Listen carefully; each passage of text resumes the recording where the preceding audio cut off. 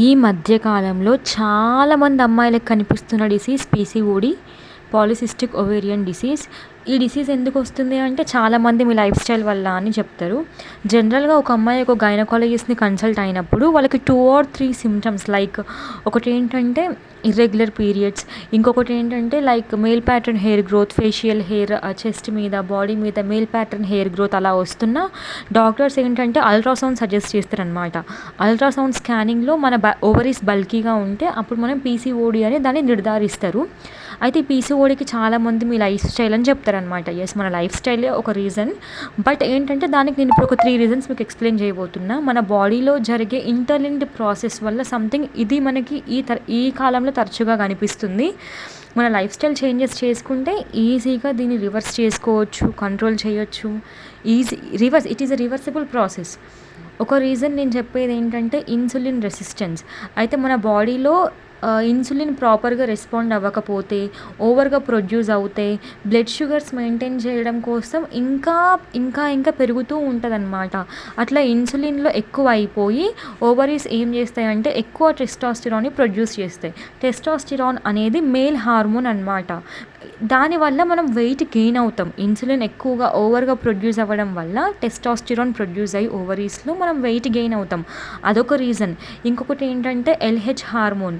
ఈ LH hormone ఏంటంటే pituitary gland నుంచి మనకి రిలీజ్ అవుతుంది. అదేంటంటే ఓవరీస్తోని స్టిమ్యులేట్ చేసి వాటితోని టీమప్ అయ్యి ఇన్సులిన్తో కలిసి ఎక్స్ట్రా టెస్టోస్టిరాన్ ప్రొడ్యూస్ చేయడంలో యూజ్ అవుతుంది అనమాట. అయితే ఈ raised levels contribute to excess testosterone. ఈ insulin raised level, LH raised level contribute to extra testosterone. ఈ టెస్టోస్టిరాన్ ఎక్కువగా రేజ్ అయితే ఏంటి, ఇది మేల్ హార్మోన్ కదా, మన బాడీలో ఎక్కువగా రేజ్ అయి ఈ టెస్టోస్టిరాన్ లెవెల్స్ ఎలివేట్ అవ్వడం వల్ల మనకి ఏంటంటే మేల్ ప్యాటర్న్ హెయిర్ గ్రోత్ అనేది చూస్తాం మన బాడీలో.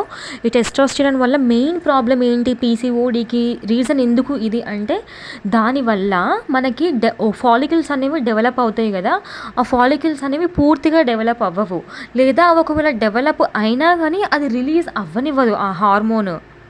దానివల్ల మనకేంటంటే అవి సిస్ట్ లాగా ఫామ్ అవుతాయి. It leads to irregular periods, acne, excess hair growth, thinning hair on the scalp. ఇవి రీజన్స్ అన్నమాట. అందుకే మనం ఏంటంటే ఇన్సులిన్ రెసిస్టెన్స్ అనేది ఎందుకు వస్తుంది, దాన్ని ఎలా మార్చుకోవాలి న్యాచురల్గా, అలా ట్రై చేయండి.